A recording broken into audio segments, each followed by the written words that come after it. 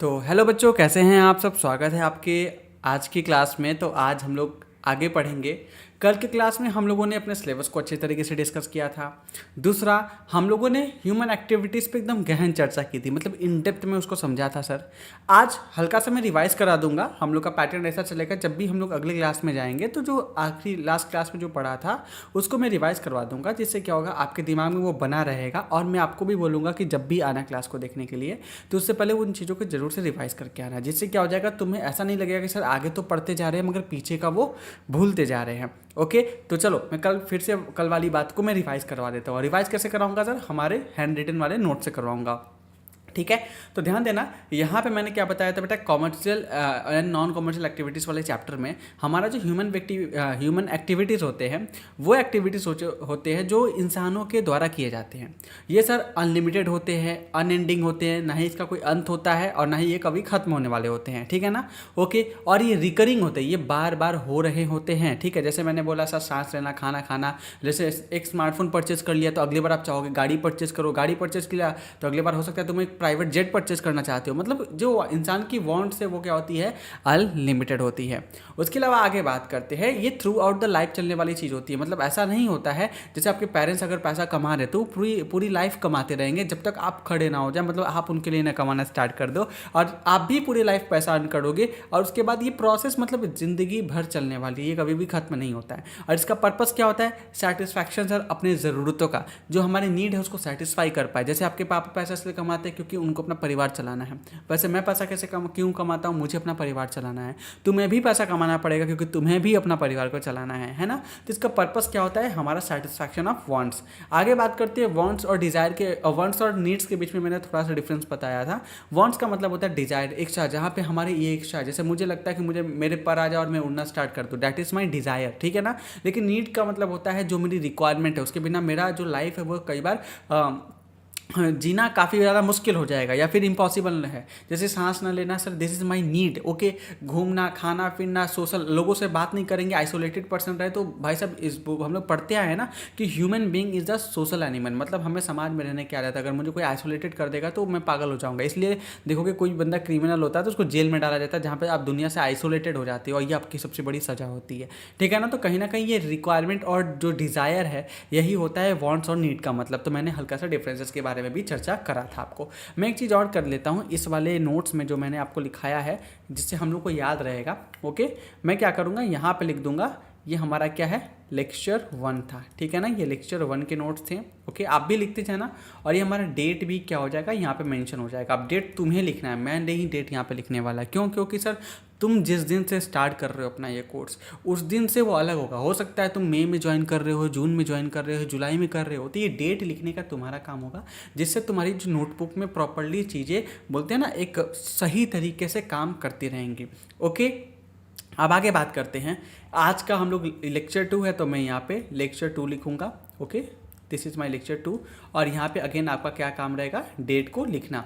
ये याद रखना, अगर मैं किसी लेक्चर में यहाँ पे डेट लिखना भूल जाओ तो भी तुम्हारा ड्यूटी रहेगा, तुम अपने नोटबुक में उस चीज़ को प्रॉपर्ली मेंशन कर रहे होगे, जिससे तुम्हारा एक ट्रैक रिकॉर्ड स्टार्ट हो जाएगा कि तुमने कब इस कोर्स को स्टार्ट किया है और तुम कहाँ तक आगे पहुँचे और आगे कहाँ तक लेके जा रहे हो, मतलब कब तुम खत्म भी कर दोगे इस कोर्स को। ठीक है, चलो तो अभी स्टार्ट करते हैं अपना आगे का पढ़ाई। देखो, आज हम लोग पढ़ेंगे main characteristics of a human activities. Sir human activities के ना कुछ ऐसे कैरेक्टरिस्टिक्स होते हैं, ओके, जो आपको इस चैप्टर की जब टेस्ट ली जाती है तो आपसे ये क्वेश्चन जरूर पूछा जाता है।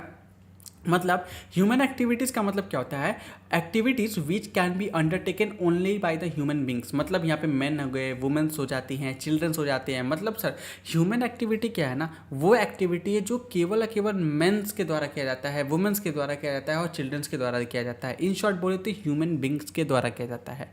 आप ये सोचो ना कितना लॉजिकल बात है। अगर मैं बोल रहा हूँ बेटा ह्यूमन एक्टिविटीज़, ठीक है ना, क्या है ह्यूमन एक्टिविटीज़।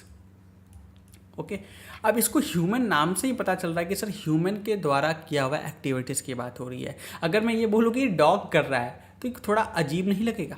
थोड़ा सा अजीब लगेगा कि नहीं लगेगा, इसी वजह से इसको ह्यूमन एक्टिविटीज़ कहते हैं। ऑब्वियस सी बात है, ह्यूमन के द्वारा किया गया एक्टिविटी, जैसे सर खाना पीना सोना बातें करना पढ़ाई करना डिस्कस करना, है ना, ये सारे चीज़ें ह्यूमन के द्वारा की गई एक्टिविटीज़ होती है। इसके अंदर जो होता है आपका ह्यूमन के एफर्ट्स लगते हैं, क्या लगते हैं, एफर्ट्स लगते हैं। तो हम लोग यहाँ पे क्या करेंगे, कैरेक्टरिस्टिक्स को भी लिखना स्टार्ट करेंगे साथ में, ठीक है। नोट्स तो मैं आपका बनवाते चलूँगा, ओके। तो कैरेक्टरिस्टिक्स की बात करते हैं। कैरेक्टरिस्टिक्स या फिर आप फीचर्स कह सकते हो, ठीक है।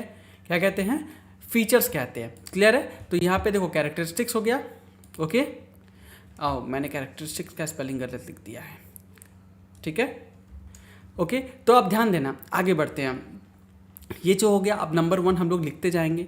जैसे ह्यूमन एक्टिविटीज़ जो होता है, human activities are undertaken by the human beings. Number point 1 हो गया हमारा। ये जो होता है ये ह्यूमन बींग्स के द्वारा किया गया एक्टिविटीज़ होता है, ठीक है ना। और इसमें आप लिख सकते हो it's includes human efforts, that's it. हम लोगों ने आसानी से लिख दिया, ह्यूमन एफर्ट्स यहाँ पे क्या होता है, इन्वॉल्व होता है। तो देखो जो भी पढ़ेंगे लिखेंगे, लिखने से क्या होता है, हमारा कॉन्फिडेंस क्या होगा, बिल्डअप होगा, ओके। चलो सेकंड वाले पे बात करते हैं। Human activities are undertaken to satisfy the human wants which are unlimited. भाई सिंपल सी बात है, ह्यूमन एक्टिविटीज़ क्यों करते हैं सर, क्योंकि अपने जो वांट्स है उसको पूरा करने के लिए। और ये क्या होता है हमारा, अनलिमिटेड होता है। क्या होता है, अनलिमिटेड होता है। तो ठीक है, ये भी लिख लेते हैं। Human activities are undertaken to satisfy the human wants which are unlimited and recurring. ऊपर पढ़ाया था ना मैंने, इस चीज़ को भी यहाँ पे मेंशन कर दिया। देखो अपना हम लोग खुद का नोट्स बनाते हुए जाएंगे। ये नोट्स तुम्हारा जो प्रिपेयर हो जाएगा ना, ये स्मार्ट बुक से भी तोड़ नोट्स रेडी होगा, ठीक है। मैं लिखाते हुए इसलिए चाह रहा हूँ कि तुम्हें फील होना चाहिए कि तुम पढ़ रहे हो। केवल ये लाइन मार के पढ़ाना इज़ नॉट अ थिंग, ठीक है ना, ओके। ये जिम्मेदारी से बचने वाला काम मैं नहीं करता। आगे बात करते हैं, human activities continue through out the life. Sir ये हमारे ज़िंदगी भर चलता है, ये सब चीज़ों पे हम लोगों ने कल ही डिस्कस कर लिया था, ठीक है ना। Human activity have a wide range, ठीक है ना, इसमें वाइड रेंज है, बहुत सारे एक्टिविटीज़ होते हैं। जैसे सर सोना खाना पीना पढ़ना पढ़ाना बिजनेस करना जॉब करना एम्प्लॉयमेंट करना, है ना, जॉब करना प्रोफेशनली काम करना, ठीक है ना, दोस्तों के साथ घूमना बातें करना गपशप करना लड़ाना भिड़ाना गाली गलौज करना मारपीट करना, this all are the human activities, ठीक है। ये सारे क्या है आपके ह्यूमन एक्टिविटीज़ है। तो मैं ये लिख देता हूँ कि human activities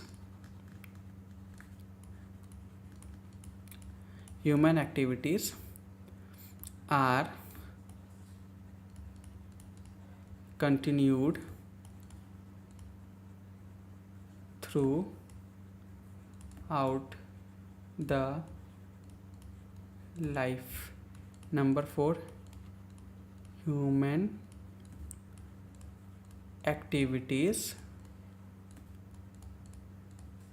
includes wide range of activities. क्या ये बात समझ में आया?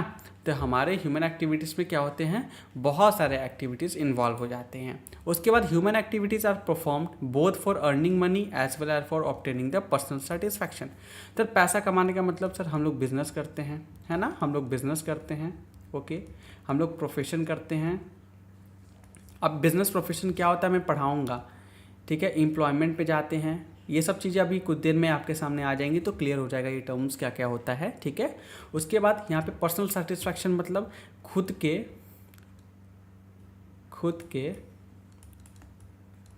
अंतर आत्मा के शांति के लिए। ठीक है, खुद के अंतरात्मा के शांति के लिए। मेरी हिंदी थोड़ी तंग है तो भाई उसको थोड़ा इग्नोर करना। ये मत बोलना सर कि आपकी आकार गलत है या फिर चंद्रबिंदु गलत है वगैरह वगैरह। बिकॉज देखो, समझो इस बात को मैं बताना चाहता हूँ कि मैं हिंदी पढ़ाने नहीं बैठा हूँ, ना ही मैं हिंदी में कोई पीएचडी स्कॉलरशिप का दावा करता हूँ। भाई 10वीं 12वीं जैसे तैसे निकाल ली, ओके। तो उसको सीरियसली मत लेना, हिंदी जैसा है मैंने पढ़ाने के पॉइंट ऑफ व्यू से किया है। हाँ, कॉमर्स में अगर मैं नहीं बता पाता तो क्वेश्चन रेज कर सकते हो, अदरवाइज नहीं। ठीक है, वो मैं अच्छे से पढ़ाऊँगा तुम्हें।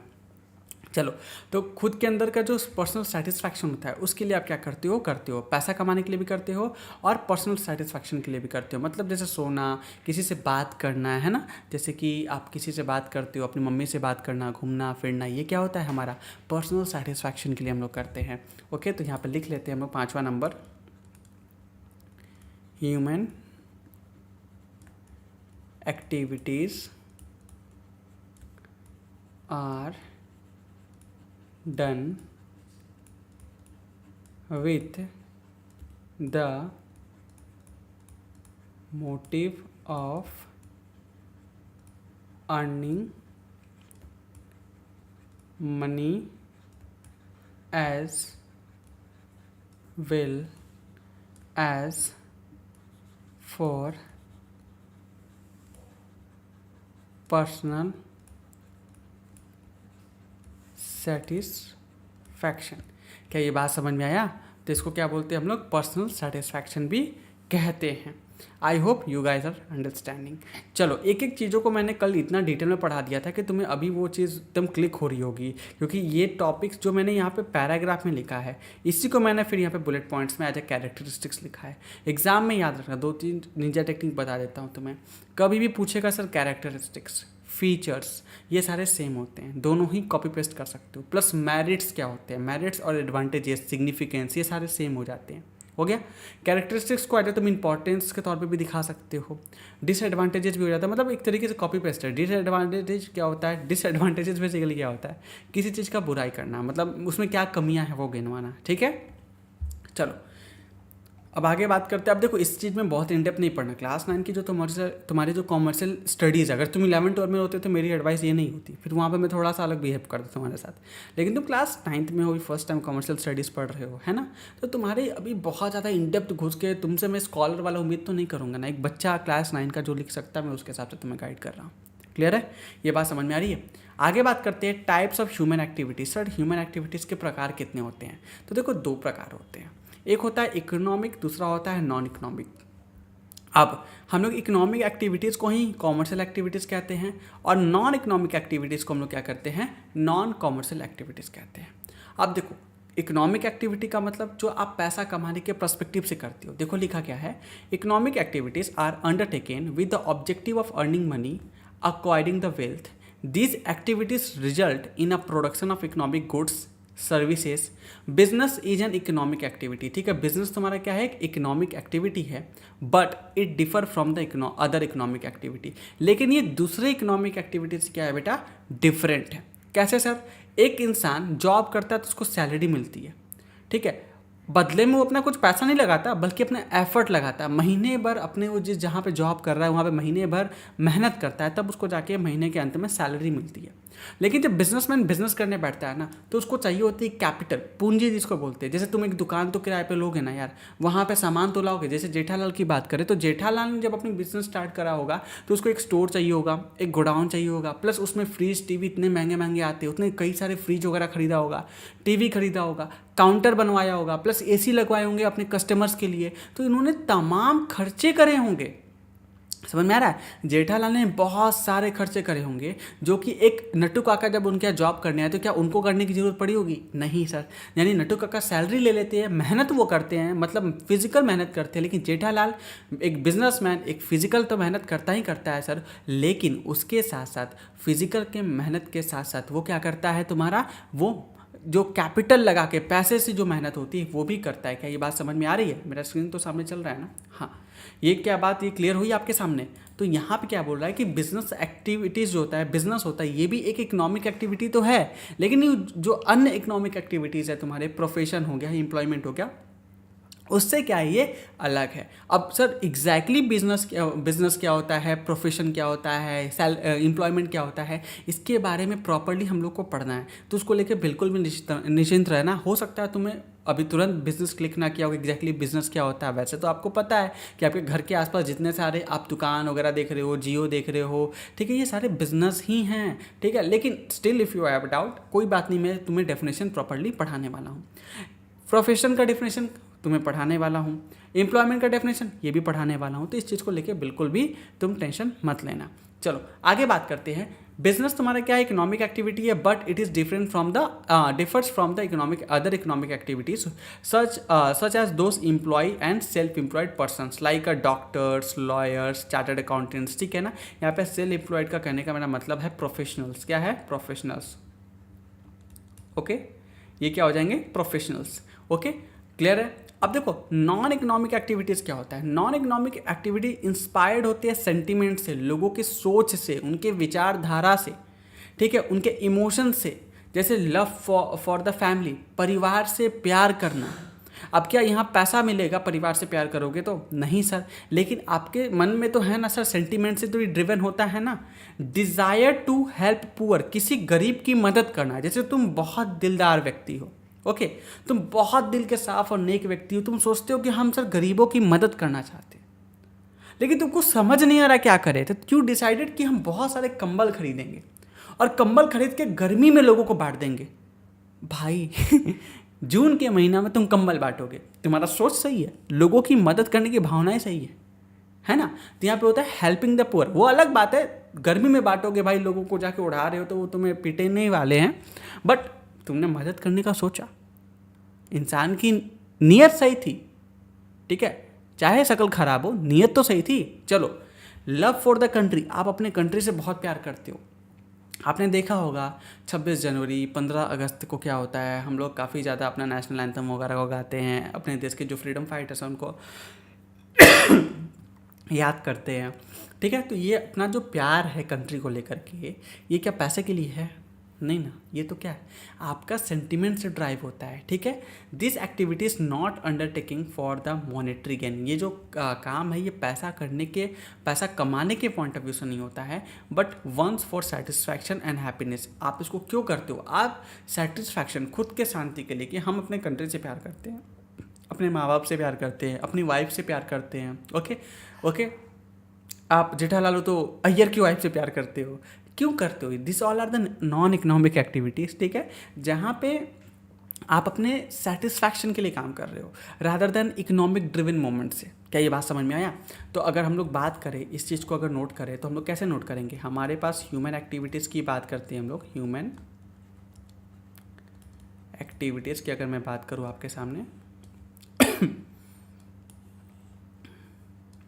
तो दो प्रकार के होते हैं बेटा, कौन कौन से होते हैं, economic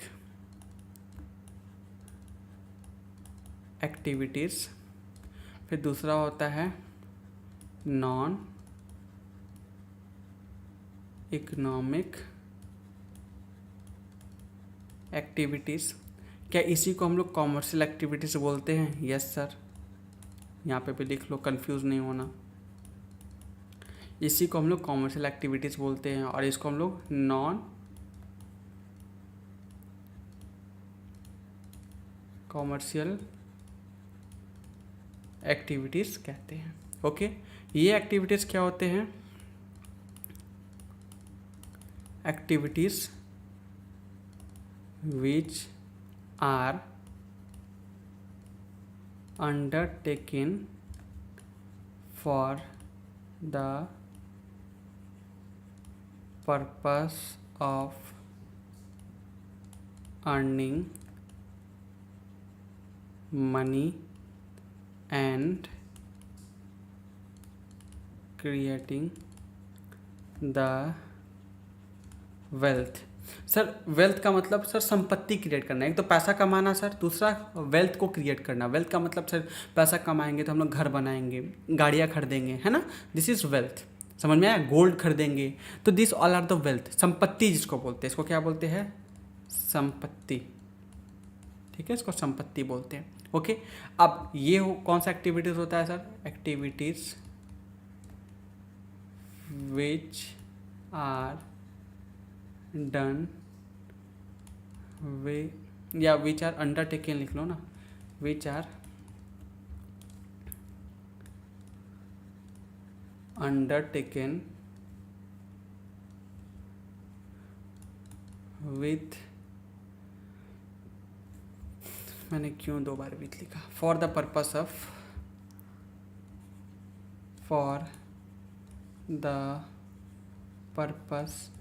of self satisfaction and driven with love and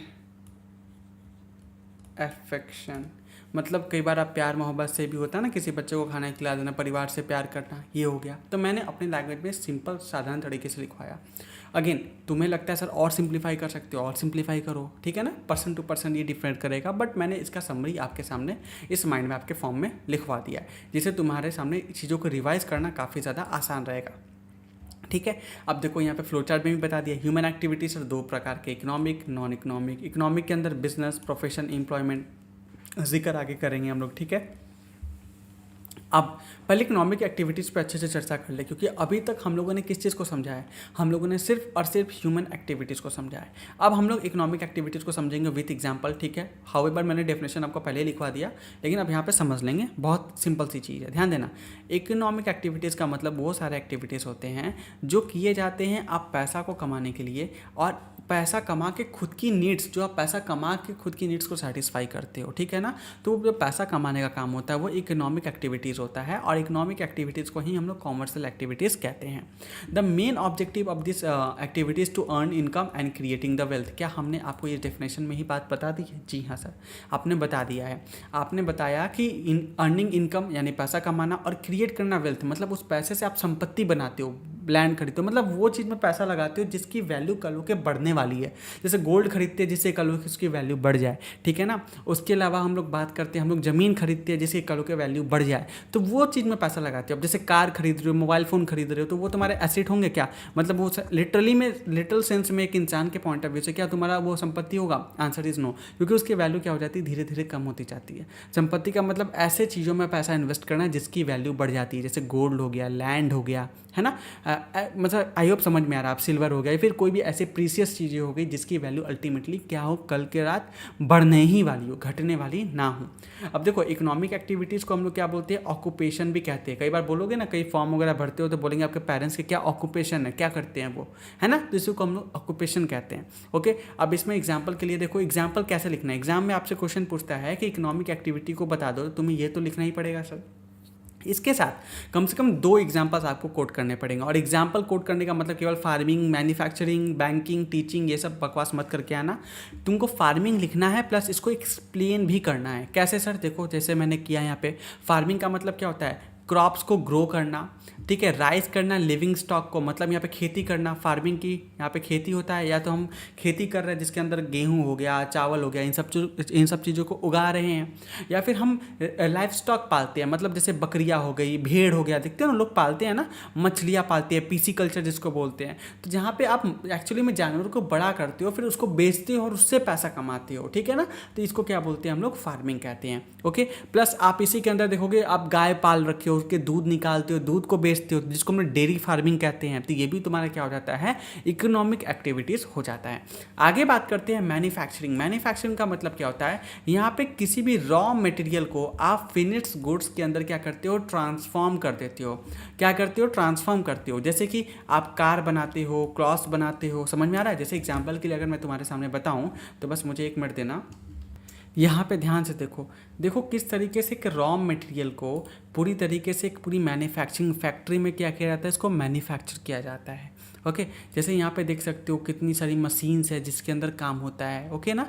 अब जैसे कि तुम्हें दिखाता हूँ मोबाइल फ़ोन कैसे बनता है। मोबाइल फ़ोन बनता है, पता है, पहले बनता है पीसीबी किट होती है। मैं अगर तुम्हें दिखाऊँ, यहाँ पे देख सकते हो ये पीसीबी किट होती है। ओके, फ़ोन का अगर मैं तुम्हें लिटरली फ़ोन का पीसीबी किट दिखाऊँ तो देखो मोबाइल फ़ोन की पीसीबी किट ऐसे होती है। ओके, उसके बाद ये सारे कंपोनेंट्स होते हैं ना, इसमें रैम हो गया, प्रोसेसर हो गया, स्क्रीन पे दिख रहा है ना, ये ओके। जैसे रैम हो गया, प्रोसेसर हो गया, तमाम चीज़ें, कैमरा जैसे हो गए, ये सारे तमाम चीज़ें डाली जाती हैं। नॉर्मल जो पीसीबी किट होता है ये कुछ कुछ ऐसा होता है, देखो प्लेन होता है, बिल्कुल लिटरली देखोगे यहाँ पे प्लेन है, कुछ भी नहीं लगा हुआ है। ओके, मतलब प्लेन का मतलब बाकी बहुत सारी चीज़ें इसमें होती हैं, बट स्टिल उसके बाद ऐसा ही इसमें बहुत सारी चीज़ों को इंस्टॉल किया जाता है। इसमें देखोगे कैमरा यहाँ पे इंस्टॉल है ना, सिम का ये देखो जगह बना हुआ है, तो तमाम चीज़ें यहाँ पे पोर्ट है, चार्जिंग पोर्ट अलग अलग से लगाया हुआ है, यहाँ पे देख सकते हो। तो ये सारे मैन्युफैक्चरिंग होते हैं। उसके बाद जाके आपका एक स्मार्टफोन क्या होता है बेटा, तैयार होता है। समझ में आ रहा है? ठीक है, जब ये स्मार्टफोन रेडी होता है, यहाँ पे देखते हो लास्ट में फिर बैटरी लगती है और ये तुम्हारा ये फ़ोन बन के रेडी होता है और ये फाइनल फ़ोन रेडी होता है। तो ये कहीं ना कहीं यहाँ पे क्या हुआ, जो भी पीसीबी किट था, कैमरा था, जो फ़ोन को बनाते वक्त यूज़ करा गया है ना, उसमें बहुत सारे पोर्ट्स लगाए गए, रैम लगाए गए, प्रोसेसर लगाए गए, वो सारी चीज़ें क्या थी, रॉ मटेरियल था। जब वो लोग आपस में जुड़े हुए नहीं थे तो क्या उसका कोई स्पेसिफिक यूज़ कर सकता था? नहीं सर, फ़ोन बनाया गया तब उसकी इस्तेमाल बढ़ी है। मतलब सर पहले वो क्या था, रॉ मटेरियल था, कच्चा माल था, इसको हम लोग क्या बोलते हैं, कच्चा माल बोलते हैं। और फिर उस कच्चे माल पे प्रोसेसिंग की गई, वो सारे इंस्टॉल वगैरह सब किए गए होंगे ना। जब इंस्टॉल करके जब प्रॉपर रेडी हुआ प्रोडक्ट तो उसको हम लोग बोलेंगे फिनिश गुड्स। क्या बोलते हैं? फिनिश गुड्स बोलते हैं। और उसके बाद हम लोग क्या करते हैं, ये जो काम करते हैं फैक्ट्री में लोग काम करते हैं, जो कंपनियां होती हैं, जैसे सैमसंग हो गया, गाड़ी बनाने की कंपनी की बात करते हो, महिंद्रा एंड महिंद्रा है हमारे पास टाटा है ना। तो ये लोग बहुत सारा, अब सोचो गाड़ी है, स्कूटी तुम्हारे पास है, साइकिल भी देखोगे तो उसमें बहुत सारी चीज़ होती है। उसमें टायर होता है, उसमें चेन होती है, पैडल्स होते हैं, ठीक है, हैंडल होता है, ब्रेक्स होता है, सीट होती है, पीछे का जो आप कैरियर बोलते हैं वो होता है। तो बहुत सारी चीज़ें आपस में कसे जाते हैं। बिना कसे हुए चीज़ें आपस में वो साइकिल चल नहीं सकता, उसको कस के फिर रेडी करते हो आप। तो जो बिना कसे हुए चीज़ें होती है, इसमें नट बोल्ट सारी चीज़ें होती है, वो सारे रॉ मटेरियल्स होते हैं। और जब उनको कस वस देते हो, सारे उसको प्रोसेस करके साइकिल रेडी करते हो, तो उस प्रोसेस को मैन्युफैक्चरिंग प्रोसेस बोला जाता है। और जब वो साइकिल रेडी हो जाता है तो उस साइकिल को हम लोग फिनिश गुड्स बोलते हैं। क्या बोलते हैं बेटा? Finish goods. की हाँ, अभी प्रोडक्ट रेडी हो गया है मार्केट में जाने के लिए, अब आप इसको क्या कर सकते हो, बेच सकते हो। क्या ये बात समझ में आया? Let me know, comment box तो है ही नहीं, चलो लेकिन बात समझ में आया कि नहीं आया ये बताओ मुझे। ठीक है, क्लियर है, सारी चीज़ें समझ में आ रही हैं आपको? ओके, चलो आगे बात करते हैं बैंकिंग। बैंकिंग क्या करता है सर? बैंकिंग बहुत इंपॉर्टेंट है। जब तुमने वेदित का इस कोर्स को परचेस करा होगा या फिर तुमने लाइफ में कुछ भी परचेस किया होगा, तुम ब्लिंकिट से प्रोडक्ट मंगवाते हो, तुम फ्लिपकार्ट से प्रोडक्ट मंगवाते हो, तुम अमेजोन से प्रोडक्ट मंगवाते हो, तुम देखोगे एक चीज़ उस सब में कॉमन होता है कि सारे के पेमेंट तुम क्या करते हो, ऑनलाइन कर सकते हो। आप देखो कई लोग सीओडी यूज़ करते हैं, कैश ऑन डिलीवरी, लेकिन मेजोरिटी ऑफ द इंडिया की बात करते हैं या फिर रिचार्ज करवाते हो, वो तुम क्या करते हो, ऑनलाइन ही पे करते हो। अब तुम किसी भी मीडियम से पे कर सकते हो, तुम फ़ोनपे का यूज़ करके पे करते हो, तुम पेटीएम यूज़ करते हो, तुम गूगल पे यूज़ करते हो, तुम तमाम बहुत सारे प्रकार के पे आते हैं जिससे पे कर सकते हो। तो ये सारे जो पेमेंट होती है ना, ये तुम्हारे अकाउंट से पैसा को क्या करते हैं, काट लेते हैं, डिडक्ट कर लेते हैं, डेबिट कर लेते हैं, और उसके बाद जिस सेलर से जिससे तुम प्रोडक्ट खरीद रहे हो उसके अकाउंट में क्या करते हैं, डाल देते हैं। तो ये सारे काम जो होता है ना, पीठ पीछे जो एक इंस्टीट्यूशन होती है जो ये सब चीज़ों को करती है, उसको हम लोग क्या बोलते हैं, बैंक बोलते हैं। क्या बोलते हैं? बैंक। तो बैंक क्या करती है, आपको बहुत सारी सर्विसेज प्रोवाइड कराती है। जैसे डिपॉजिट हो गया, आप बैंक में पैसा भी जमा करते हो, देखा होगा मम्मी का अगर सेविंग बैंक अकाउंट है, पापा के सेविंग बैंक अकाउंट है, तो वो लोग बैंक में पैसा डिपॉजिट करते होंगे। प्लस आप बैंक आपको लोन भी देती है। अगर आपको बिजनेस करना है तो आप जो बैंक की जो कंडीशंस होती है, उनके जो शर्तें होते हैं, टर्म एंड कंडीशंस, उसको अगर आप फुलफिल कर पाते हो तो आपको लोन्स भी मिलता है बैंक से, और पैसा भी ट्रांसफ़र कर पाते हो। तो बैंक ये सारे जो काम करती है ना, तो वो आपसे क्या करती है, फीस चार्ज करती है। ठीक है ना, ट्रांजेक्शन फीस तमाम तरीके के। देखोगे अगर मम्मी की आपके बैंक अकाउंट है तो उसमें देखोगे साल के अकाउंट मेंटेनेंस चार्जेस भी कई बार करते हैं, कई बार आपके अकाउंट में डेबिट कार्ड के चार्जेस करते हैं, एसएमएस चार्जेस करते हैं। तो तमाम तरीके का चीज़ें जो है बैंक आपसे चार्ज करती है। प्लस जब आप बैंक से लोन लेते हो, तो लोन जब आप लेते हो तो बैंक उस पर आपसे इंटरेस्ट चार्ज करती है, ब्याज लगाती है आप पे। समझ में आया? जैसे मान लो कि मैंने क्या किया, 1,000 रुपये बैंक से लोन लिया, तो बैंक बोलेगी 1,000 तुमने लिया तो जरूर है, लेकिन तुम्हें क्या करना पड़ेगा, इस पर 10% का इंटरेस्ट पे करना पड़ेगा। मतलब 1,000 तो तुम पे करोगे ही करोगे, इसके ऊपर तुम 100 रुपये एज इंटरेस्ट पे करोगे, यानी तुम्हें मुझे 1,100 रुपये टोटल पे करना पड़ेगा। क्या ये बात समझ में आया? मतलब सर ये 100 रुपीज़ क्या हो गया, इंटरेस्ट के तौर पे मैं बैंक को पे करने वाला हूँ ना। ओके, तो ये कहीं ना कहीं ये बैंक के लिए प्रॉफिट हुआ कि नहीं हुआ? आंसर है यस सर, ये बैंक के लिए क्या हो गया, प्रॉफिट हो गया। क्या ये बात समझ में आया? तो इसको हम लोग क्या बोलते हैं, बैंकिंग बोलते हैं। अब बैंकिंग क्या होता है, तुम्हारा इकोनॉमिक एक्टिविटी होता है, क्योंकि सर यहाँ पर प्रॉफिट कमाने के लिए बैंक ये सारे कामों को कर रहा होता है। ध्यान देना, बीच में अगर तुम्हें कभी भी लगता है कि सर हमें समझ में नहीं आया, तो वापस वो पॉइंट को रिपीट करके देखना है। ऐसा नहीं करना कि नहीं समझ में आया तो बस हम पीछे मुड़ ही नहीं सकते। ब्रो तुम्हारे पास प्रॉपर चांस है भाई बहनों, मेरी बात को ध्यान से समझना। तुम जितनी बार चाहो इस वीडियो को तुम रिपीट करके देख सकते हो, कोई तुम्हें रोकने वाला नहीं है। ओके, और मैं 5 एग्जाम्पल इसलिए ले रहा हूँ कि तुम्हें इकोनॉमिक एक्टिविटी एक्चुअली मैं सही तरीके से समझा पाऊँ। ठीक है, उसके बाद टीचर आते हैं। टीचर क्या करते हैं, स्टूडेंट्स स्कूल में जो तुम्हारे टीचर होते हैं, जो तुम्हें पढ़ाते हैं, उनको बदले में क्या मिलती है बेटा, सैलरी मिलती है। या फिर कॉलेज में जो प्रोफेसर्स होते हैं उनको क्या मिलता है, सैलरी मिलता है। तो वो दिन रात जो मेहनत, पता नहीं स्कूल के टीचर मेहनत करते कि नहीं, कॉलेज के तो बिल्कुल नहीं करते हैं ठीक है, मेरे स्कूल के टीचर ना कोई काम के थे ना कॉलेज के थे। मोस्ट प्रॉब्ली सभी बच्चों के साथ वही है कि स्कूल में बहुत अच्छी पढ़ाई नहीं होती है, कॉलेजेस में भी सेम ही दशा है। ठीक है, again exceptional case always there. ठीक है, हो सकता है तुम्हारे स्कूल में अच्छा पढ़ाई होता हो, तो no head to any teacher. Okay, even colleges के भी टीचर्स की, अभी तुम कॉलेज में नहीं हो बट जाओगे तो देखोगे प्रोफेसर बिल्कुल नहीं पढ़ाते हैं, बस टाइम वेस्ट होता है कॉलेज में। एटलीस्ट मेरे कॉलेज में तो वही था, स्कूल में भी सेम हालत है, और मेरे बहुत मेजोरिटी ऑफ द स्टूडेंट्स हैं उनके साथ भी सेम केस है। खैर अभी आते हैं, जो वो काम करते हैं स्कूल्स में कॉलेज में, तो उनको सैलरी मिलती है। क्या मिलती है, सैलरीज मिलती है। ओके, तो ये भी क्या हो गया, टीचर्स के लिए भी वो भी क्या हो जाता है, तुम्हारे इकोनॉमिक एक्टिविटीज़ में आ जाते हैं। क्या ये बात समझ में आया? तो कोई बच्चा अगर ये बोलता है कि सर तो टीचर पढ़ा रहे हैं, पढ़ाना उनका काम है, वो पैसा नहीं कमाएंगे, मतलब पैसा क्यों कमा रहे? कई बच्चों का कहना होता है, यूट्यूब पे देखोगे कई सारे नेगेटिव कमेंट वाले होते हैं कि टीचर है पढ़ा रहा है तो पैसे क्यों ले रहा है।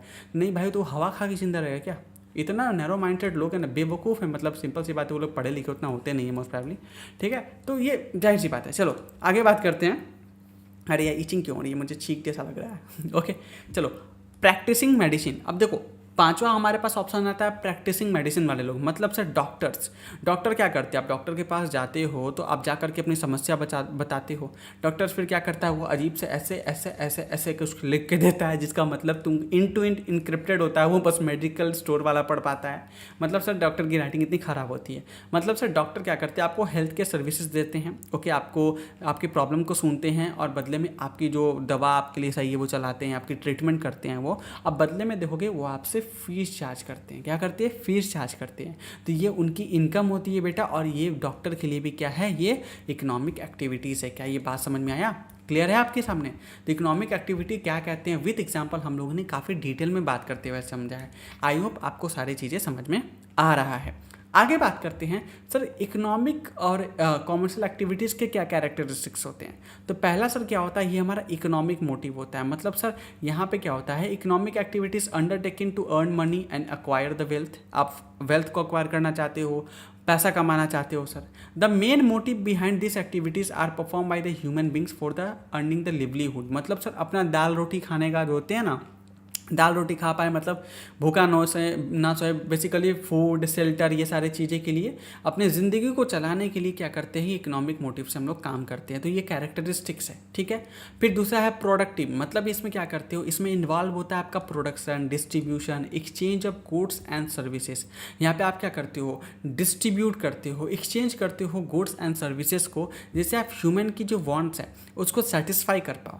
This activities are directly related to the creation of wealth. और ये सारे एक्टिविटीज़ जो होते हैं तुम्हारे वेल्थ के क्रिएशन से डायरेक्टली रिलेटेड होते हैं। अब सर किस प्रकार के यहाँ पे देखोगे, एक बात बोला गया है, ये डायरेक्टली लिंक होते हैं क्रिएशन ऑफ वेल्थ से, लेकिन यहाँ पे बोलता है distribution exchange of goods and services से रिलेटेड होता है। मतलब सर देखो, आप इकोनॉमिक एक्टिविटी में दो ही चीज़ कर सकते हो, या तो कोई गुड्स को बेचोगे या फिर आप सर्विसेज को बेचोगे।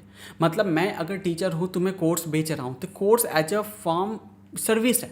तुम अगर जियो का रिचार्ज करवाते हो तो तुम्हें जो डेटा मिलता है वो क्या टेंजिबल होता है, क्या देख सकते हो डेटा को? नहीं, तुम्हें मैसेज के फॉर्म में बस बता दिया जाता है कि तुम्हें 1.5 GB मिला है या 2 GB मिला है या 28 दिन 56 दिन और जो भी as whatsoever the case में भी, ये इतने दिनों के लिए आपको ये डेटा पैक मिला हुआ है, आपको इस्तेमाल करना है। अगर आप उस दिन को जब पूरा हो जाता है, आपके 90 दिन 30 दिन 28 दिन जितने दिन का भी आपका रिचार्ज है, वो प्लान जब पूरा हो जाता है तो आपको फिर से वो रिचार्ज करवाना पड़ता है और सो ऑन, फिर उस तरीके से वो प्रोसेस जो है वो चलता रहता है। समझ में आया? लेकिन दूसरा होता है गुड्स बेटा। गुड्स का मतलब क्या होता है, कोई प्रोडक्ट बनाया है हमने, ठीक है, और जिसकी फिजिकल एग्जिस्टेंस है, जिसका कोई फिजिकल फॉर्म है, ओके और उसको आप बेचते हो। जैसे मैं पढ़ा रहा हूँ तो तुम एक्सपीरियंस कर सकते हो, देखो कि सर्विस को आप एक्सपीरियंस करते हो कि सर अच्छा पढ़ा रहे हैं, ठीक है ना। कई बच्चों देखोगे कमेंट करते सर आप बहुत अच्छा पढ़ाते हो, कहीं ना कहीं उन्होंने कुछ एक्सपीरियंस किया पढ़ते वक्त ना मेरे से, तो कहीं ना कहीं इसको सर्विस कहते हैं। कई बार देखोगे एयरटेल का नेट जो है बहुत अच्छा चलता है, जियो का खराब चलता है, तो तुम उसको एक्सपीरियंस कर पाते हो, आप उसको देख नहीं पाते हो कि नेट की इसकी जो कलर है रेड कलर की है ब्लू कलर की है, ये आप डिफरेंस नहीं कर पाओगे, आप उसको लिटरली एक्सपीरियंस कर रहे होते हैं। वहीं कई एरिया में देखोगे जियो का नेट अच्छा चलता है, एयरटेल का खराब चलता है, तो ये सारे क्या होता है बेटा एक्सपीरियंस होता है जिसका कोई भी फिजिकल फॉर्म नहीं होता। लेकिन सर फिजिकल फॉर्म की बात कैसे करूँ, जैसे मेरा आई ड्रॉप देखोगे दिन रात रिकॉर्ड करके आंख एकदम पूरे खराब हो जाती है, मतलब बहुत दर्द होता है रात को आंख में, तो ये आई ड्रॉप है। तो देखोगे इसकी फिजिकल फॉर्म है, आप देख सकते हो व्हाइट रंग का बॉटल है, यहाँ पे पिंक रंग का ये कुछ कुछ लिखा हुआ है, तो दैट इज कॉल्ड गुड्स, ठीक है। ये गुड्स है, ये गुड्स के केस में आता है। जैसे एग्जाम्पल के लिए मैं बात करूँ, ये पेन है मेरे पास, ठीक है, ये पेन है, ये पेन का भी देखोगे कोई फिजिकल एग्जिस्टेंस है, बिल्कुल है सर, ठीक है ना। इस पर पेंटोनिक लिखा हुआ है, ब्लैक रंग का पेन है, तो ये तुम्हारे क्या हो गए, ये गुड्स का आप क्या करते हो प्रोडक्शन करते हो। अब इसको बना तो दिया मैंने, कोर्स रिकॉर्ड तो कर दिया, आप मार्केट में आप बेचने जाओगे, बेचोगे, इसको सेल करोगे, तो सेल करते हो तो इसी चीज़ को बोलते हैं एक्सचेंज। क्योंकि एक्सचेंज क्यों किया, जब हमने आपको कोर्स दिया तो आपने भी तो हमें फीस दिया, ये भी तो है ना। तो यहाँ पे तो एक्सचेंज हुआ, अगर तुमने जियो का रिचार्ज करवाया है तो तुम बदले में पैसा भी तो दे रहे हो, प्लस अगर तुम पैसा दे रहे हो तो बदले में जियो का सर्विस भी तो ले रहे हो। मैंने अगर ये 10 रुपये का पेन परचेस किया तो दुकान को जो अंकल स्टेशनरी वाले उनको जब मैंने 10 रुपये पे करे होंगे, तो उस समय जब हमने 10 रुपये पे करे होंगे तो क्या केवल ये 10 रुपये ही पे करे, नहीं, हमने 10 रुपये पे करने के साथ साथ ये पेन को भी वापस लिया, मतलब पेन को हमें लिया, हमने मिला, मतलब हमको मिला पेन, ठीक है ना। तो बेसिकली यहाँ पे क्या हो रहा है, यहाँ पे एक्सचेंज हो रहा है, क्या हो रहा है बेटा, एक्सचेंज हो रहा है हमारे गुड्स एंड सर्विसेज का, ठीक है, इन एक्सचेंज ऑफ मनी, ठीक है।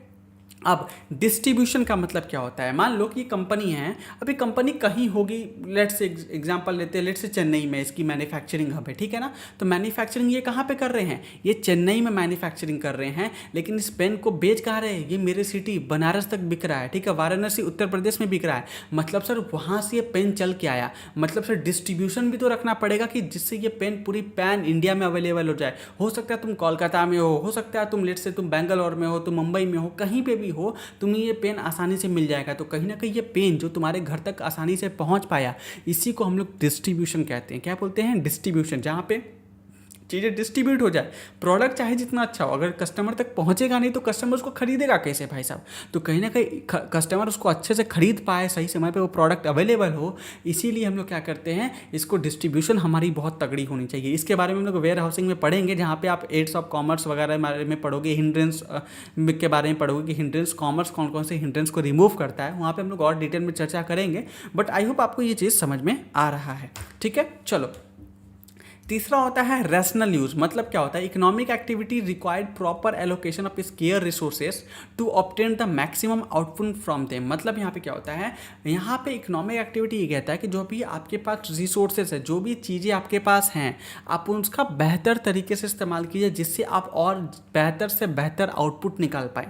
अगर आप उसका बेहतर तरीके से इस्तेमाल नहीं करोगे तो ये फिर इकोनॉमिक एक्टिविटी की वॉलेशन हो जाएगी, बेसिकली गलत हो जाएगा, सही नहीं माना जाएगा। जैसे मानो ना कोई कंपनी है और वो अपने रिसोर्सेज का बेहतर तरीके से इस्तेमाल करती है। एग्जांपल के लिए मैं बात करूं, ब्लिंकिट की अभी मैंने देखा कि ब्लिंकिट ने एम्बुलेंस सर्विसेज स्टार्ट करा है, ठीक है। ब्लिंकिट ने एम्बुलेंस सर्विस स्टार्ट किया, जहाँ पे 10 मिनट के अंदर एम्बुलेंस, अगर किसी केस ऑफ इमरजेंसी हो जाती है, गुड़गांव दिल्ली में कुछ सेलेक्टेड सिटी में ये अभी ट्रायल चल रहा है, जहाँ पे ब्लिंकिट ने क्या करा है कि अगर आपके घर पे कुछ भी मान लो इमरजेंसी हो जाती है, आपको मेडिकल सपोर्ट की ज़रूरत है, तो उस केस में आप ब्लिंकिट से डायरेक्टली कॉन्टैक्ट करते हो, जैसे ऑर्डर प्लेस करते हैं ऐप के अंदर जाके एम्बुलेंस को तुरंत ऑर्डर प्लेस करते हो, और एम्बुलेंस जो है आपके घर पे 10 से 15 मिनट के अंदर घर पे पहुंच जाता है, और वो घर पे पहुंचता है, प्लस आपको हॉस्पिटल तुरंत वो लेके चले जाते हैं। मतलब यहाँ पे क्या चीज़ बताया कि यहाँ पे ब्लिंकिट के पास रिसोर्सेज है, उन्होंने बेहतर तरीके से इस्तेमाल करके एक अच्छा सर्विस आपके लिए प्रोवाइड कराया है कि नहीं। अब सोचो गवर्नमेंट के पास, सोचो बेटा कितना पैसा होगा, एक ब्लिंकिट कंपनी जो है वो इतना दिमाग लगा सकती, इतनी लगा करके इतनी इफ़िशियंसी से काम कर सकती है। तो सोचो हमारी देश की जो गवर्नमेंट है बेटा, उनके पास इतने सारे एम्बुलेंस है, हर शहर में उनका नेटवर्क है, क्या वो ये सर्विस प्रोवाइड नहीं करा सकते? बिल्कुल करा सकते हैं। तो क्या वो करा पाते हैं? आंसर इज़ नो, एम्बुलेंस को लेके। अक्सर मैं सुनता हूँ कि कई पेशेंट बेचारा घर पे ही मर गया, एम्बुलेंस नहीं पहुँच पाया। कई स्पेशली ज़्यादा प्रॉब्लम देखने को मिलता है जो ये प्रेग्नेंट लेडीज़ होती हैं कि वो एम्बुलेंस का वेट ही कर रही है, फिर अंत में उनको ऑटो रिक्शा में, कभी गाड़ी में, प्राइवेट व्हीकल से में लेके हॉस्पिटल भागा जाता है। ठीक है, तुमको यकीन नहीं होगा, मैं कुछ महीने पहले की बात बता रहा हूँ। मेरे जो फ्लैट में मैं रहता हूँ ना, ऊपर सेकंड फ्लोर पे एक अंकल रहते थे। ठीक है, अंकल को रात को रैंडमली हार्ट अटैक आ गया। ठीक है, रात को ही 2-3 बज रहा था, हार्ट अटैक आ गया और एम्बुलेंस को कॉल किया गया। एम्बुलेंस नहीं आई, तब तक लोगों ने लिटरली बाइक पे उनको बैठा के लेके जाना पड़ा, गाड़ियाँ आई थिंक नहीं थी, उनकी डेथ हो गई हॉस्पिटल पहुँचते पहुँचते। अगर एम्बुलेंस आज सही समय पे आ जाता तो चीज़ें बेहतर हो सकती थी। एम्बुलेंस फिर बाद में आया भी नहीं, लोगों ने खैर वेट भी नहीं किया, लेके गए। लेकिन कुछ चीज़ें भगवान के हाथ में होती है, हमारे इंसान के हाथ में नहीं होती है। ओके, तो वो घर से जाते जाते ही मतलब लगा था कि अब बॉडी उनकी थोड़ी टाइट अकड़ गई है, तो इट्स फील कि नहीं कुछ तो अनहोनी हो चुकी है, और वो डॉक्टर ने फिर कंफर्म कर दिया तो कि he is no more. But हाँ, यहाँ पे रिसोर्सेज जो आपके उसका बेहतर तरीके से इस्तेमाल क्या कर सकते हैं, इसके बारे में मैंने आपको समझाया। क्लियर है? आगे बात करते हैं इकोनॉमिक ग्रोथ। इकोनॉमिक ग्रोथ का मतलब क्या होता है? Economic activity determine the level of economic development. ठीक है, इकोनॉमिक एक्टिविटी बताता है कि आपके देश में आर्थिक डेवलपमेंट जो है वो कैसे चल रही है। जैसे पाकिस्तान के अंदर बॉम्ब बनाते हैं, टेररिज्म फैलाते हैं, ये सब उनकी क्या हॉबी है, क्या है, हॉबी है। तो वो देखो डेवलप भी नहीं कर पा रहे उतना। लेकिन इंडिया के अंदर देखोगे काफ़ी हद तक डेवलपमेंट है, लोग काम कर रहे हैं। लेकिन चाइना में देखो बहुत तेज़ी से इकोनॉमिक डेवलपमेंट हुई है।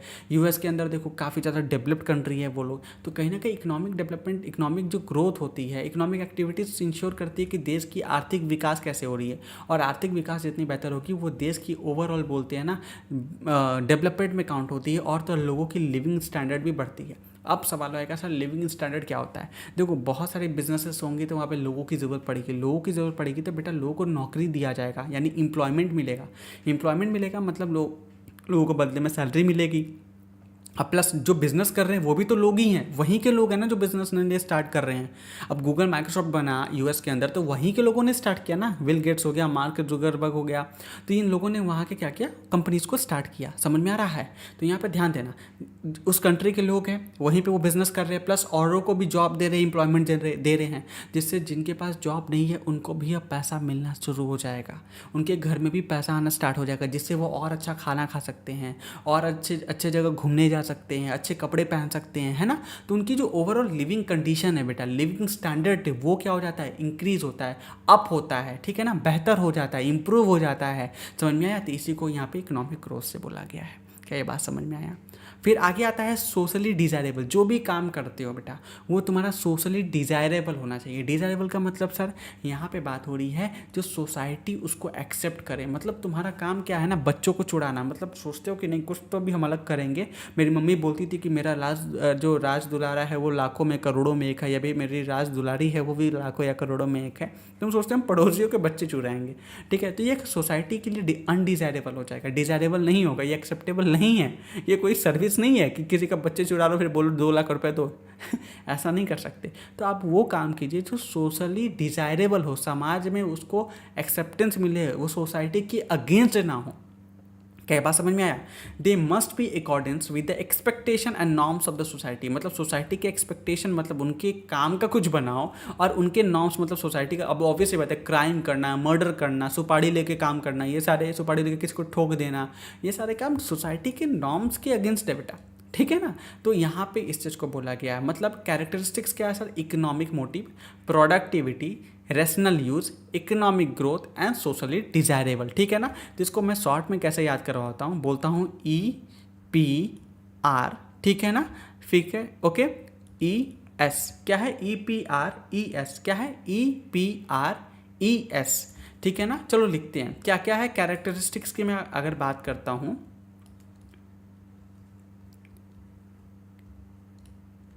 कैरेक्टरिस्टिक्स ऑफ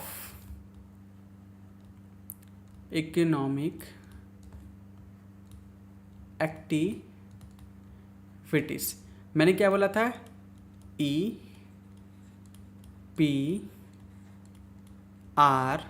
फोर्थ है E, फिफ्थ है S। E stand for economic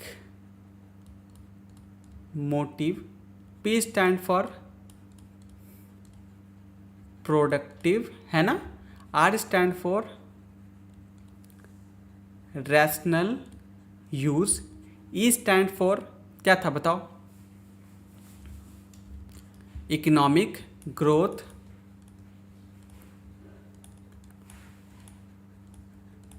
उसके बाद S stand for social desire. Socially desire था ना, एक बार चेक कर लेते हैं। चलो, सोशली डिजायर, ठीक है, आई वाज राइट। ठीक है, तो सोशली डिजायर हो जाएगा। तो इस तरीके से हम लोगों ने कैरेक्टरिस्टिक्स को भी लिख लिया। ओके, और याद भी आई थिंक मेरे को क्लास में मैंने याद करवा दिया होगा यार। एक काम करो, वीडियो को पॉज करो, एक बार आंख बंद करके, मतलब वीडियो को थोड़ा साइड करने का, लिख लेने का, फिर आगे बढ़ने का, ठीक है ना। इससे बहुत चीज़ें आसान हो जाएंगी तुम्हारे लिए। क्या ये बात समझ में आ रहा है? क्लियर है? चलो आगे बात करते हैं हम लोग। अब हमारे पास आता है नॉन इकोनॉमिक एक्टिविटीज़। ध्यान देना, नॉन इकोनॉमिक एक्टिविटीज़ या फिर नॉन कॉमर्शियल एक्टिविटीज़ का मतलब क्या होता है? Activities which are undertaken to satisfy the social, ठीक है, सामाजिक, रिलीजियस, पूजा पाठ, कल्चरल, हमारी जो कल्चर होता है जैसे गुजराती, बंगाली, सबका अपना कल्चर होता है वो, सेंटिमेंटल, जो हमारे भावना से जुड़ी हुई है, ठीक है ना। ठीक है, ये सब रिलेटेड जो कामों को करते हो बेटा, उसको हम लोग क्या बोलते हैं? इकोनॉमिक एक्टिविटीज़ कहते हैं। क्या बोलते हैं बेटा? सॉरी, नॉन इकोनॉमिक एक्टिविटीज़ कहते हैं। क्या बोलते हैं? Non economic. यहाँ पे ऑन लिखा गया है, इसको नॉन करो, ठीक है। नॉन इकोनॉमिक एक्टिविटीज़ इसको कहते हैं। द ऑब्जेक्टिव क्या होता है? यहाँ पे आप पैसा कमाने के पॉइंट ऑफ व्यू से काम नहीं करते हो, ना ही आप कुछ बदले में इच्छा रखते हो, ठीक है। ये करते हो आप अपने पर्सनल सेटिस्फैक्शन के लिए, लव से, ठीक है ना, सिंपैथी से, रिलीजियन से, पैट्रोटिज्म से। पैट्रोटिज्म मतलब देशभक्ति, ओके, देशभक्ति से। जैसे याद रखो, ऊपर मैंने क्या लिखा है? Activities which are undertaken for the purpose of self satisfaction, खुद के शांति के लिए sir, and driven with the love and affection, किसी से प्यार, मोहब्बत या फिर स्नेह, ठीक है। जैसे मुझे अपने देश से प्यार है, लव है ना भाई, ठीक है, तो ये हो गया। पेरेंट्स से प्यार है, परिवार से प्यार है, वाइफ से प्यार है, ओके, दूसरे की वाइफ से प्यार है, this all are the love and affections, ठीक है। चलो एग्जाम्पल के लिए बात करते हैं। लविंग और केयरिंग द फैमिली मेम्बर्स, जैसे मम्मी आप लोग के लिए खाना बनाते हैं, पापा खाना बनाते हैं, ठीक है, आपको बाहर घूमने लेके जाते हैं, घुमाने लेके जाते हैं, ये सारे आ गए। फिर cooking food at home for the relative, आप कोई बाहर के लोग आ रहे हैं तो उनके लिए खाना बनाते हैं, बोलते हैं नहीं गेस्ट आ रहा है यार, आता है, फिर उनको परोस के खिलाते हैं, बोलते नहीं नहीं नहीं इतना नहीं ले, इतना का 2 रोटी खाएं, अभी तो और खाइए, अभी क्या 150 पूड़ी, अरे इतना 150 पूड़ी तो हम लोग ऐसे ही खा लेते हैं, अभी 500 पूड़ी और खाइए, है ना। हालत ख़राब कर देते हैं कि नहीं कर देते उनका। फिर पार्टिसिपेट करते हैं हम लोग रिलीजियस वर्शिप और फेस्टिवल में, मतलब देखो कि नवरात्रि में अपना गरबा होता है ना, गरबा खेलते हैं, हेलो ढिक चिक करके खेलते हैं ना, प्लस पूजा करते हैं, मंदिरों में पूजा करते हैं, ठीक है। फिर फेस्टिवल्स हम लोग काफ़ी ज़्यादा सेलिब्रेट कर रहे होते हैं, जैसे होली में, ओके, जहाँ पे गाते हैं बल्लम में पिचकारी जो तूने ऐसी मारी, व्हाट्सएवर, ठीक है। तो फेस्टिवल हम लोग काफ़ी ज़्यादा सेलिब्रेट करते हैं, दिवाली में बम फोड़ते हैं काफ़ी ज़्यादा, ओके, ये चीज़ हो गया। तो ये सारे हमारे क्या है? नॉन इकोनॉमिक एक्टिविटीज़ के पार्ट है। फिर वॉलंटियरिंग और community in service social work, कभी भंडारे में पूड़ियाँ बांटी हैं? ये बिल्कुल वही है, मतलब आप कम्युनिटी सोशल वर्क में आप खुद का पार्टिसिपेशन देना, गिलास पत्तल बांटना, खाना खिलाना, जैसे रोड पे है खड़े तो लोगों को बताना, अवेयर करना, कचरा ना फेंके, ये सारे तो वॉलंटियरिंग वाला काम इसमें आ जाता है। देखोगे नवरात्रि पूजा में बोलते हैं हर साल की बात है, इस साल भी श्री श्री दुर्गा पूजा समिति आपका स्वागत करता है, करता था और करता ही रहेगा। कृपया जो श्रद्धालु है उनसे ये विनम्र निवेदन है कि कृपया प्रसाद ले और धीरे धीरे आगे की तरफ बढ़ते रहे, जैसे भीड़ ना हो, औरों को भी माता रानी का दर्शन करने का मौका मिले। तो this all are the volunteering वाला काम, ठीक है, क्लियर है। उसके आगे बात करते हैं, मेरे सिटी में ऐसा चीज़ें होती है तो थोड़ा सा बताया मैंने। फिर आता है पेंटिंग करना, ठीक है, जैसे मुझे पेंटिंग बहुत पसंद है। अब देखो तुम्हारे सामने मोर बना के दिखाऊंगा,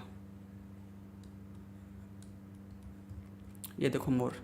तो कहीं ना कहीं आर्टिस्ट भाई साहब, किसी को दिखा मत देना भाई, ठीक है, किसी को दिखाना मत, ठीक है, ये दिस ऑल दैट सीक्रेट है तुम्हारे और मेरे बीच में, ठीक है। सिंगिंग करना है, जैसे मुझे गाना है, कौन सा गाना है? गाना, ठीक है, जो भी कुछ तो भी सिंगिंग करते होंगे ना यार, जैसे लोग बहुत सारे गाने गाते हैं, ओके। तो singing is also a non economic activities, जैसे कोई भी गाना गाते हो, तेनू इतना मैं प्यार करा एक पल विच 100 बार करा, है ना, सिंगिंग। फिर गार्डनिंग, सर मेरे को लग रहा है गार्डनिंग, पौधे उगाने बहुत पसंद है सर, गार्डनिंग करेंगे एज अ हॉबी, जो हॉबी भी प्रैक्टिस करते हो, डांस करते हो, ठीक है, ऐसे लेके ऐसे ऐसे ऐसे ऐसे वाला डांस होता है ना, वो ऐसा करते हो। This all are the non economic activities. क्या ये बात समझ में आ रहा है कि इकोनॉमिक एक्टिविटीज़ और नॉन इकोनॉमिक एक्टिविटीज़ का मतलब क्या होता है? क्लियर है? कोई डाउट है? नहीं ना? अगर है तो पूछ लेना, ठीक है। चलो अब सर हम लोग डिफरेंसेस के बारे में बात करने जा रहे हैं, बट उससे पहले हम लोगों ने यहाँ पे ये भी बता दिया non economic activity, economic activity, एक छोटा सा समरी हमने बना दिया, ठीक है। फिर कैरेक्टरिस्टिक्स को भी समझ लिया इकोनॉमिक एक्टिविटी के, हमारे कैरेक्टरिस्टिक्स क्या होते हैं। मैं यहाँ पर सेव करता चलूँ, गायब हो गया तो मैं रात को तकिए के बीच में मुंह डाल के रोना पड़ जाएगा मेरे को, सारा मेहनत बर्बाद हो गया। चल ओके, मज़ा आ रहा है ना तुमको यार पढ़ने में? ये मुझे बस बता देना, मैसेज करके तुम लोग बताना, ठीक है, कि सर क्लास में मज़ा आ रहा है। बिकॉज तुम्हारे मैसेजेस का, तुम्हारे कमेंट्स का बहुत वेट करता हूँ मैं। यूट्यूब पे था तो कमेंट्स, अपने क्लास में तो मैसेजेस, ठीक है। ओके चलो आगे बात करते हैं। डिफरेंसेस सर क्या है commercial and non commercial activities में, ठीक है। इसको तुम्हें कॉपी में लिखना है। अब मैं यहाँ पे same to same copy paste तो नहीं कर सकता, तो इसको अब क्या करना है, फेयर करना है। फेयर कर लो, इसको फेयर कर लेना, फेयर कॉपी के अंदर जरूर इसको लिखना है। ये तुम्हारा होमवर्क है आज का, ठीक है। मैं ये बोल देता हूँ, ये तुम्हारा क्या होगा बेटा, होमवर्क हो जाएगा, जिसको तुम्हें कॉपी में लिखना है। क्लियर है? चलो यहाँ पे बात करते हैं एस्पेक्ट के हिसाब से। जैसे ऑब्जेक्टिव क्या होता है सर, यहाँ पे हम लोग प्रॉफिट कमाना चाहते हैं, ठीक है, गुड्स या सर्विसेज को सेल करके। क्या करना चाहते हैं बेटा, प्रॉफिट कमाना चाहते हैं गुड्स या सर्विसेज को सेल करके। जैसे कि मैं तुम्हें पढ़ा रहा हूँ तो ये सर्विसेज बेच रहा हूँ, लेकिन कल के पेन बेचता हूँ तो ये क्या हो जाएगा, यहाँ पे मैं तुम्हें गुड्स बेच रहा हूँ।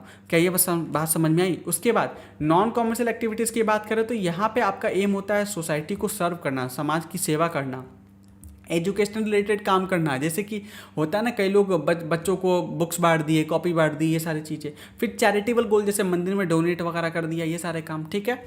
फिर आता है प्रॉफिट ओरिएंटेड, ये आपका प्रॉफिट ड्रिवन होता है। यहाँ पे आप प्रॉफिट कमाने के मकसद से ही काम करते हो, और यहाँ पे आप प्रॉफिट कमाना आपका मकसद नहीं होता, और यहाँ पे प्रॉफिट कुछ मिल भी जाए तो आप उसको री इन्वेस्ट कर देते हो। जैसे मंदिर में गया, 100 रुपये डोनेट किया, बाहर निकला 100 रुपये और मिल गया, तो जेब में थोड़ी डालेंगे, मंदिर में डाल देंगे, है सिंपल सी बात। फंडिंग सोर्सेज, यहाँ पे आप पैसा कैसे कमाते हो, पैसा मिलता कहाँ से आपको। फंड का मतलब यहाँ पे क्या हो रही है, मनी की बात हो रही है, ओके, मनी की बात हो रही है, ठीक है। फंड का मतलब होता है पैसा, मनी। तो यहाँ पे आप सेल, कोई भी चीज़ बेचोगे तो उससे पैसा कमाते हो। इन्वेस्टमेंट करते हैं बेटा तो हम लोग पैसा कमाते हैं। एग्जाम्पल के लिए 2012 के आसपास जो सोना था ना, वो 20-25 हज़ार रुपये के 10 ग्राम थी, ओके। लेकिन आज सेम वो सोना 1 लाख रुपए के आसपास पहुंच चुका है। मैं चेक कर लूँ कि गोल्ड की प्राइस कितनी है। गोल्ड की प्राइस कितनी है for 10 grams, okay, 10 grams, okay, check कर लो, क्लियर हो जाएगा अपना। 1,60,664 रुपये। भाई साहब, मेरी गरीबी इतनी तगड़ी है यार, मेरे को आज समझ में आया। मतलब मैं सोच भी नहीं पाया 1 लाख के ऊपर, समझ रहे हो इस बात को। मतलब सर जो चीज़ कभी 25,000 की थी, आज वो 1.5 लाख रुपए की हो गई है। तो पैसा बढ़ा कि नहीं बढ़ा? तो सर आप इन्वेस्ट क्यों करते हो, प्रॉफिट ओरिएंटेड से, ठीक है ना, प्रॉफिट मोटिव से। तो ये हमारा क्या हो जाता है, इन्वेस्टिंग हो जाता है। कई बार आप लोन से भी पैसा लेते हो वापस बिजनेस करने के लिए, वो हो गया। प्लस नॉन कॉमर्शियल एक्टिविटीज़ की बात करते हैं तो यहाँ पे आप डोनेशन देते हो, जैसे मंदिर वगैरह देखते हो डोनेशन ज़्यादा दिया जाता है। ग्रांट्स का भी गवर्नमेंट भी पैसा वगैरह दे देती है अपने तरफ से कि लो काम करो, तो उसको ग्रांट्स बोला जाता है, ठीक है। गवर्नमेंट जब पैसा देती है किसी संस्थान को, किसी मंदिर को कि लीजिए, या किसी हॉस्पिटल को कि आप पैसा लीजिए, आप लोगों की सेवाओं में लगाइए, तो उसको ग्रांट्स बोलते हैं। फिर फंड रेजिंग, या फिर देखोगे कई जगह रोड वगैरह में जाओगे ना, तो कई बार ऐसे होर्डिंग लगा के रखते हैं लोग, ठीक है, कि हम लोग कैंसर पेशेंट के क्योर के लिए काम कर रहे हैं, तो आप हमें फंड दीजिए, डोनेट कीजिए, तो वो फंड रेजिंग कहते हैं बेटा।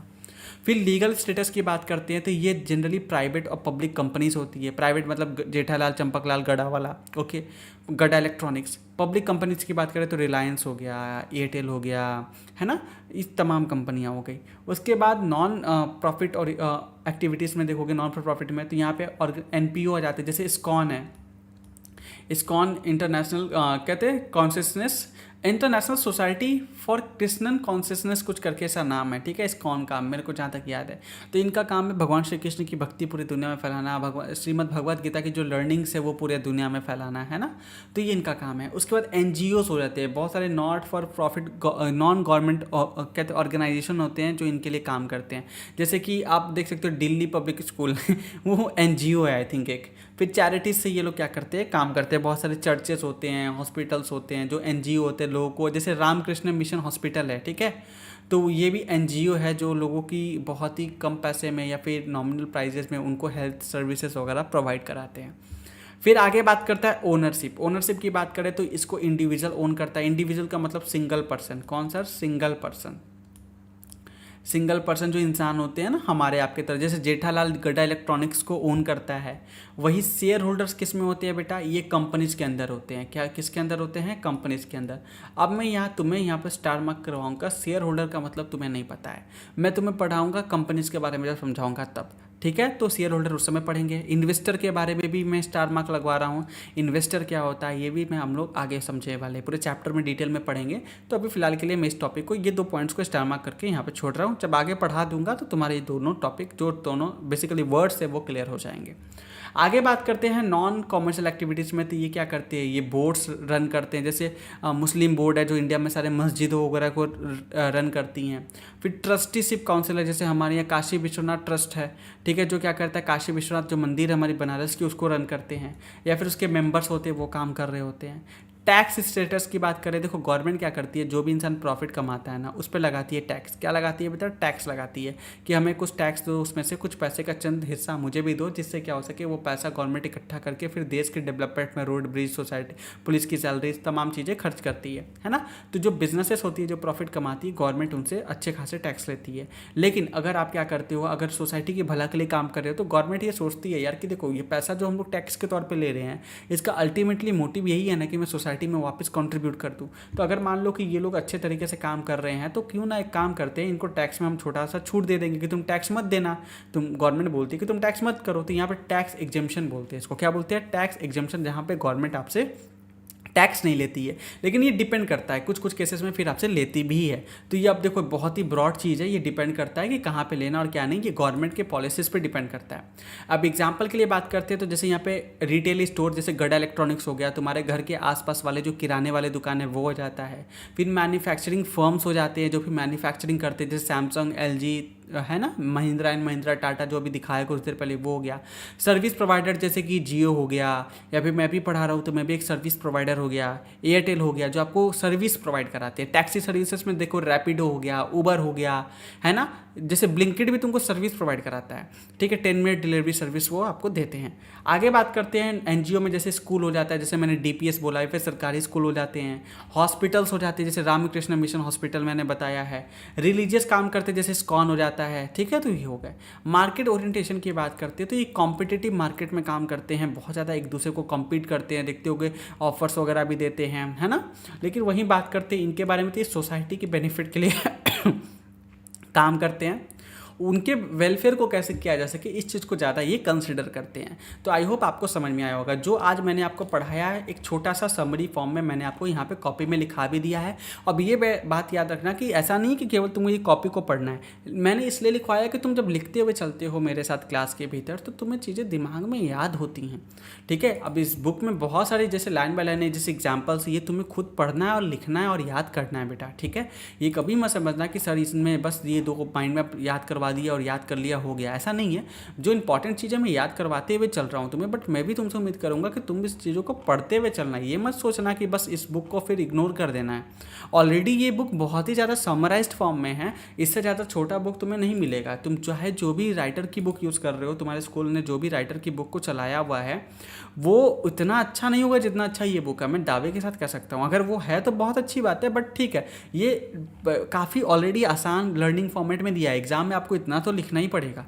आप ये नहीं सोच सकते सर इसको भी अगर समराइज कर दे, इससे भी और छोटा कर दे तो होगा ना, ये चांस ही नहीं है। अगर ये कर रहे हो तो फिर ये तुम्हारी गलती होगी और इसके लिए तुम खुद जिम्मेदार होगे, ठीक है। चलो, तो आज हम लोग यहाँ तक करे हैं, लगभग 1 घंटे का क्लास अपना हो चुका है। तो मैं काम कर रहा हूँ, आज मैं यहाँ पे आपको छोड़ूंगा, आज आपकी छुट्टी करूँगा, ओके। तो अभी हम लोगों ने आराम से चीज़ों को पढ़ा है और कॉन्सेप्चुअली